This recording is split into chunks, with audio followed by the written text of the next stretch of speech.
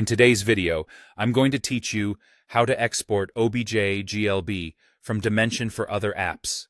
We'll start by launching Adobe Dimension on your desktop. Give it a moment to load your libraries and materials.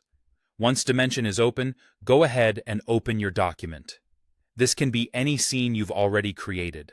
Before exporting, it helps to make sure the objects you want are visible and named clearly in the scene panel, and that your materials and textures look the way you expect. Next, head up to the menu bar and choose File, then Export. This opens the export options for your scene. Here is where you'll decide exactly what to send out of Dimension. You can choose whether to export the entire scene or just specific objects. If you only need a particular model, select it in the canvas or scene panel first so it's easy to target. Exporting only what you need keeps file sizes smaller and avoids clutter in the next app.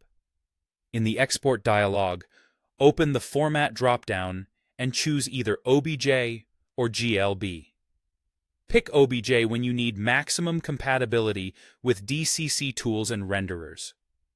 OBJ is a simple, widely supported format, and it will create an .obj file along with an .mtl file and separate texture images.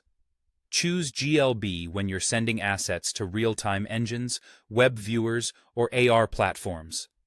GLB is the binary version of GLTF, which packages geometry, materials, and textures together, making it portable and ideal for pipelines that prefer one self-contained file.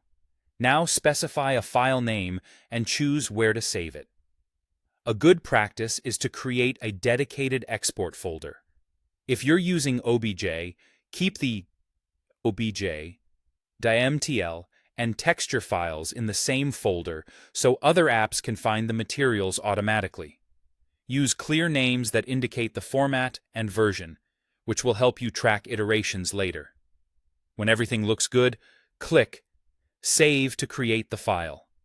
Dimension will process the export and show progress if the scene is large. When it's done, you'll find your OBJ or GLB in the location you chose, ready to import into your next application. If you notice scale or orientation differences after import, check the target app's import settings. Most tools can adjust units or up axis to match your scene. That's it. With these settings, you can reliably move your models from Dimension into other apps without headaches.